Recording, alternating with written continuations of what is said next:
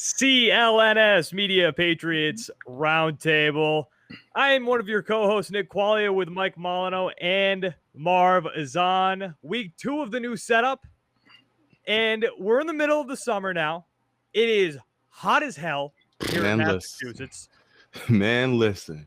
It sucks. It sucks. I don't know how the Patriots do this in the middle of the summer. I don't know how they practice in the middle of the summer, because walking to my car outside, I feel like I want to die. Understand that feeling 100%, man. It's the heat is smacking right now. It's really smacking. The humidity's in. So the Patriots being out there putting in work through this all, man, I commend them, because I would need a water break of every couple of minutes. I need a towel ready to go to wipe me down, because I know I'd be out there. You were toweling down before the show. Woo, still, man, it's crazy out here, Nick. You don't even know. So we have we've got some Julio Jones news to talk about. So last week we obviously talked about whether or not he could come into the Patriots, whether or not we want the Patriots to give up the amount that it's going to take to give up. We actually have the details now, so we're going to talk about that. We're going to talk about the Patriots receiving core as it's set up right now, and maybe if we have some time, because this is a whole new show now. This is long form, baby. We got to go. We could talk a little bit more Mac Jones if you guys want, if we have the time at the end, because I think that's still an interesting topic, especially, well, it's going to be an interesting topic all the way up until we get to the start of the season, but especially with the shakiness that he had after a really, really, really good start at OTAs. So, guys, first is Julio Jones news. We know what it costs to get him. Do you guys have the details? Because it is I wrote it down here. I mean, it's not much. Julio Jones and a 2023 6th-round pick to the Titans for a 2022 second-rounder and a 2023 4th-rounder. So, would you have liked the Patriots to give that up for Julio Jones? And while you guys talk about that, I'm going to get my laptop charger, because I forgot to do that with all this technology. So go. Yeah, man. That's not much. That's not much when you're talking about bringing in Julio Jones. Talking about a 2nd-round draft pick and a 4th-round draft pick for next year. Look, draft picks aren't guaranteed. You know what you're getting out of Julio Jones. I understand he's 32. People might think he's over the hill. From what I saw from the highlights I was watching recently, Julio still has it. He was in a sucky team, in a sucky situation, and Julio is injury prone, but he still has it. You put him in a good situation, he's going to be that deep threat that you need. He can still go out and go get it. It's Julio Jones. So obviously, I would love that for any team, that you only gave up a 2nd round and a 4th-round pick. One thing you got to understand, though, is once you bring in Julio Jones, I don't know his situation, but maybe he's looking for a new contract. And maybe that's why there was pause with some teams of, okay, sure, there might not be a lot to get him, but once we bring him in, are we going to have to, break the bank and give him a new contract? Remember DeAndre Hopkins? Everyone was killing the Texans for giving up DeAndre Hopkins for nothing. But Hopkins also wanted a new contract. So it wasn't for nothing. Cardinals still had to, pull out their wallets and pay DeAndre Hopkins afterwards. And I think that's where the pause was with the Patriots and with other teams alike, saying, okay, yeah, it might not cost a lot to get him, but once we bring him in here, what's that new contract situation looking like? Yeah, but is there even a contract? Because his contract right now it's big. It's huge. Yeah. I mean, I hear the whole contract thing for sure. And, for many teams, including the Patriots, did that play a factor in them really not wanting to pursue Julio Jones? Yeah, maybe, possibly. At the same time, from some reports that I was seeing, the Patriots weren't ever really interested, apparently, in going after Julio. Now, was it because they were worried about what they had to give up to get him? I don't know. Were they worried about what Marv was just alluding to, having to break the bank and giving him a new contract and whatnot? Maybe, possibly. At the same time, who is to say that Belichick, McDaniels, the Patriots, they're probably content with what they have right now. Obviously, don't get me wrong. Adding Julio Jones to your roster, to your wide receivers group is huge. We know what he brings to the table when he's healthy, what kind of a threat he is when he's on the field. Absolutely. But I think the Patriots, if they wanted to, they could have went after various receivers during the course of free agency. And we saw the signings that they made, Nelson Aguilar, they got Bourne, and you're like, okay, these guys are solid, but why didn't they maybe look at X player, or why didn't they maybe look at Y player? But no, they broke the bank and went after these tight ends to complement their wide receiver core. So maybe the Patriots were in a situation where, look, could we have a dominant number one receiver like a lot of teams have? Yeah, but we have nice. We probably have the best two tight end set in the NFL, with a lot of with some solid complementary wide receivers right next to them, with a quarterback in Cam Newton who doesn't have a crazy arm, and then two quarterbacks behind Cam Newton who you don't know really what to expect from.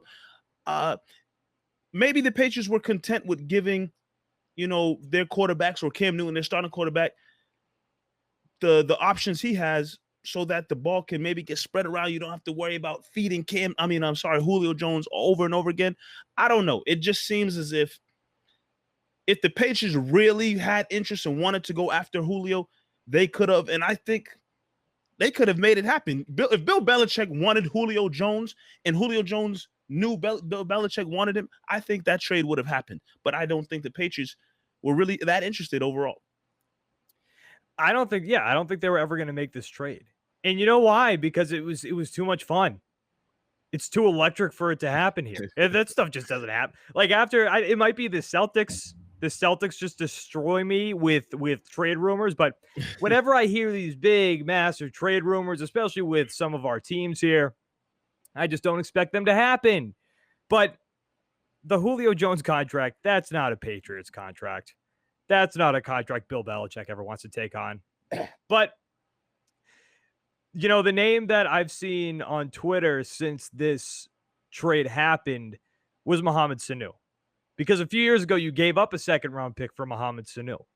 But I think people do have to remember that was a trade deadline move where the Patriots really did need another target to throw to. And the Patriots don't know what they have here with Kendrick Bourne, with Nelson Aguilar. Maybe they work out better than they anticipate. I think they're two solid receivers, but I mean, obviously they're no Julio Jones.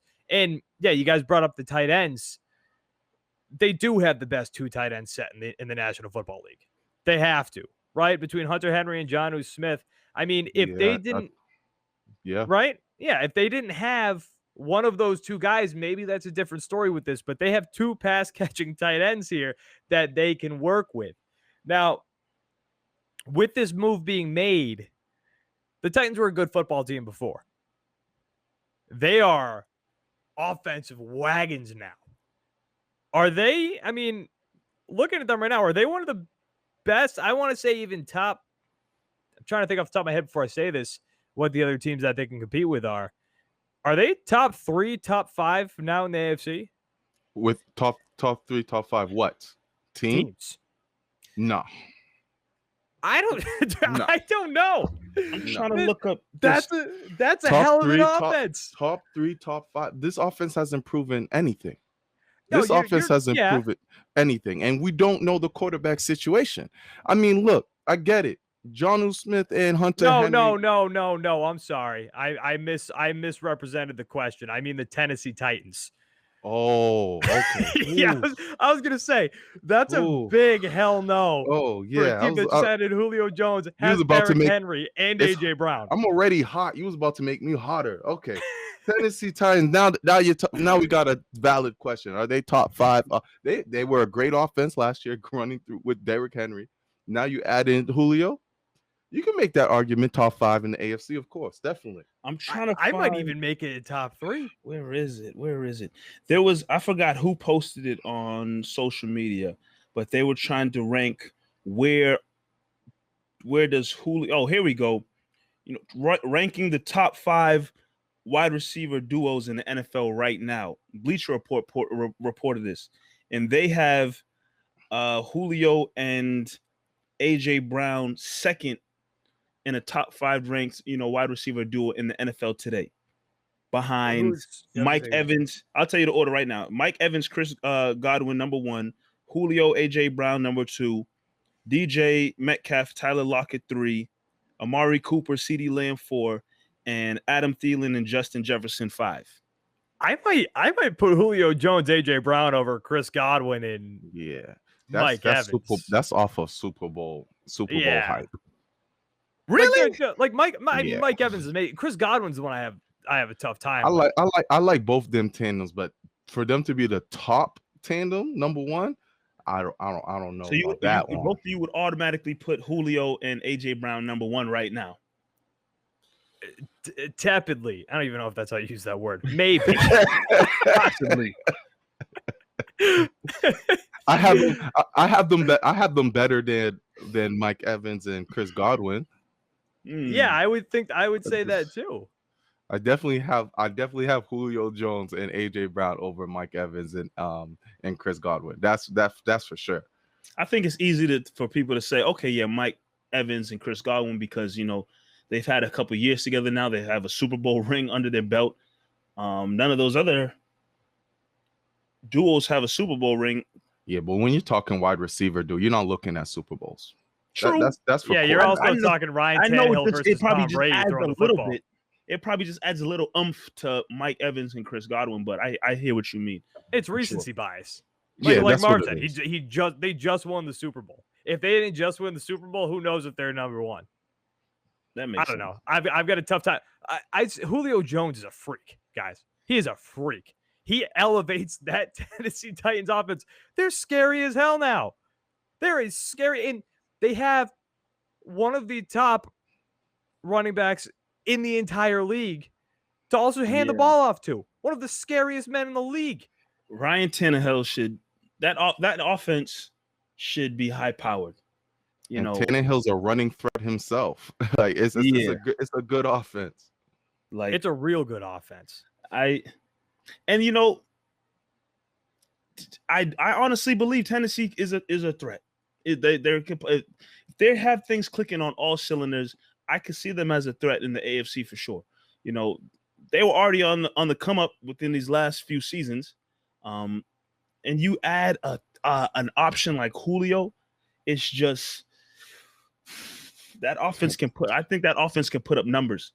Tennessee's issue was never their offense, though. True. Like if you look at last year, their offense was not the issue. Is that they under Mike Vrabel, there's this theory that they're a great defensive team. They're not. And they didn't add anything they didn't add anything with their defense by adding Julio. I mean, you upgraded Corey Davis to Julio Jones. I mean, that's amazing. That's an amazing thing to do. I didn't even think about that. You replace Corey. Well, Corey Davis probably still he went to the Jets, I think, or something like that. But you replace Corey Davis with Julio Jones, and that's an amazing thing to do. But at the end of the day, your defense isn't anything. We've seen now in these past couple years some high powered offense, and it doesn't mean squat if you don't have a certain type of defense. Well, I mean, we saw the Chiefs have a high powered offense, and then their defense was never one to really be feared. Could this be the same situation from the Chiefs a couple seasons ago? They got Patrick Mahomes. Mahomes is Tannehill's not Mahomes. Yeah, they got Patrick Mahomes. It's not like it's Patrick Mahomes elevating bums. It's also Tyreek Hill and Travis Kelce, and their running game is always solid. So and Andy Reid, and Andy Reid, that's a totally different animal. But just looking at the AFC, right? I'm thinking Chiefs, Bills, Titans. Chiefs, Bills, Titans. Am I forgetting somebody? Like I wouldn't put the Ravens over them. You wouldn't put the Ravens over the Titans or Bills? No. Yeah, I mean, Cleveland's gonna be interesting. They stocked up this offseason. I feel like there's a team that we're missing. They stock up every offseason. They're a good team, but I feel like they keep loading up and then they're fine. They're good. Preseason rankings, I would definitely say Chiefs, Bills, Titans, Ravens, Cleveland. Chiefs, that's the five right there in the AFC. Titans, Ravens, Cleveland. That's I could do that. Yeah, I could. I'm Sure. not mad at that. You know how things are looking right now. Just early, just quick thoughts off the top of my head. That's how I view it right now in the AFC. Don't get me wrong. That's a good top 5. But after you said those teams, I'm like, is the AFC that good? Those top teams are good. Yeah, but then after it feels I'm not thinking about anybody else after that. But like, is the AFC top heavy? It seems super top heavy. It was last year. Yeah, that's true. And who knows? The NFC is where all the question marks were. Like, who's coming out of the NFC? Last year, you pretty much knew, okay, it's going to be the Chiefs. Yeah. Are we also not giving the Patriots, who just loaded up enough with still Bill Belichick as the head coach in a loaded team, especially offensively, and you have some leaders like Hightower returning, and McCourty's there for another year. Are we not? And they added some solid pieces defensively too. Are we not giving them enough credit? Can they not crack that top 5? Not early power rankings. Yeah, not early. I have, if we're doing off paper, no. I gotta know what's going on with that quarterback position before I say anything. Defensively, you want to put them top 3, top 5 as a defensive team? You got my vote. Overall team, I can't do it off paper yet. They're, like I said in the last show, I'm gonna say it again. Right now, this Patriots team is a wild card team until proven otherwise. Actually, you know what? Real quick, let's pivot this. Could you have won anything for the Logan Paul Floyd Mayweather fight? Because there was no technical winner. Yeah, unless you're betting on knockouts. Unless there was a knockout. Yeah, I've seen some wild bets, like knockout bets. Does Logan Paul does he bleed from the mouth? Does he bleed from the eyebrow? I saw some wild bets. What the hell?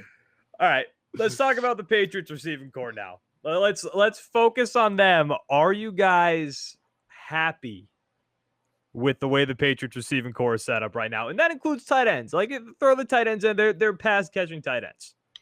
I feel as if there's a reason why Patriots didn't try to hit a home run on like a solid number 1 receiver that's going to come in here and maybe try to would usually command. Like, you think they're hiding somebody? I don't think they're hiding somebody, but I think they just have an offense where they really want the ball spread around. Like, they want the tight ends to eat. They want Aguilar and Bourne and Jacoby Myers to do their things here and there. I think they want Cam to be able to spread the ball around and be a threat with various guys in different positions. I mean, obviously, you're putting some. I would assume they're going to put some more emphasis back with, James White and Damian Harris even being pass catching backs coming up the backfield. I just feel as if there's a reason why, while we were all sitting back, like, why don't they go after this receiver? Like, once Corey Davis became available, I people say go after Corey Davis. There's probably a couple other names I'm not thinking. In my gut, I was like, Corey Davis is going to be a Patriot, and he's the guy that like it. Yeah. But the Patriots, it seemed like went another route where they just got guys who are solid at their position, but they filled out you have 2.5, 3 solid wide receivers, 2 pretty decent tight ends, like, and then your running back core is decent. I just feel like they want to be threats in various ways. You could have done that with Julio Jones too, though. Yeah, but Julio coming here. Julio is a guy who wants to get 90 receptions in a season or something like that. I don't think anybody on the Patriots is cracking 90 receptions in this offense. Yeah, that's true. You know what? I would feel better if I felt better in the quarterback.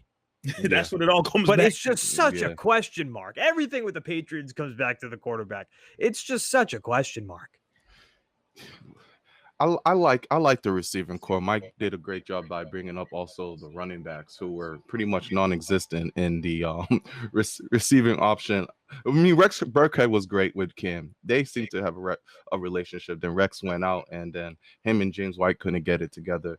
And we know about the receivers of the past last year. But looking into this year, I'm really high on Kendrick Bourne. think Kendrick Bourne can be that sleeper pickup that everyone starts to talk about, like, wow, Patriots really got this guy for nothing, huh? And he can have a big year. The tight ends, obviously, we know what we're going to get from them. Hunter Henry, he's a big name. Don't expect him to be the next Gronk or anything like that, but he's going to be solid in the blocking as well. Jonnu Smith, I think he's going to be electric. And they drafted some guys. Trey Nixon, I like him. I like Trey Nixon. I think they got him in the 6th round. Injuries is the reason why he fell off. I think if he can make this team, he's a speedster. Something that the Patriots receiving corps does not have is speed. And if he can make this team, that will bolster up. They just signed Marvin Hall a couple of days ago. I don't know if you guys seen that. He's another speedster. The only reason why I know about Marvin Hall is because he just steals touchdowns away from Marvin Jones when he was with the Lions. And if you play fantasy, that would drive you nuts. Just a vulture. But he's another speedster. So Patriots understand that speed is their issue right now. There was an issue last year. There was no separation. These receivers could not separate. And when you have a quarterback like Cam Newton, or if you have a rookie quarterback, you need separation. It's huge. Only Jacoby can do it. And Jacoby he's not someone who's quick. You know what I'm saying? He's not someone, once he gets the ball, he's gonna break tackles and such. So Nelson Aguilar, he's got a little speed. You get Kendrick Bourne in, Marvin Hall, maybe that Trey Nixon kid can become something. And it's going to be a solid offense, guys. It's going to be a solid offense. You know you're going to run the ball a lot. Hopefully Damian Harris is healthy.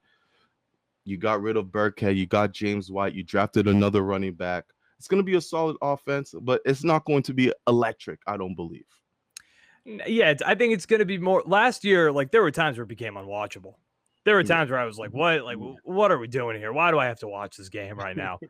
and you know, you brought up, I don't mean to be a downer, but you brought up Trey Nixon. And the Patriots drafted him? The Patriots drafted him? Yes. Yeah.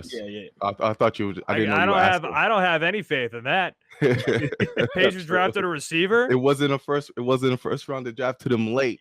Okay, so I guess those ones work out more. But I don't have confidence. I'm scarred right now from what happened last year, and even the year before with the receiving. The year before wasn't even that great with the receiving.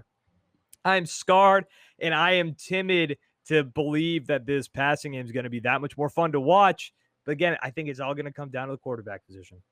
Is Bill Belichick married to Cam Newton? You don't know. Seems to be enjoying him at camp. He's making him laugh. But I don't know. I don't even know if Mac Jones has a shot to take this job. And listen, if Cam is looking good, and if Cam is at the start of last season, we were all hyped off of Cam because he looked pretty good. He's talking about a contract extension. Right. And then he fell off. If Cam looks like that again, sure. Why not? This team could be really good. But it's just such a question mark. You don't know. Is that it? Yeah, I hear you, man.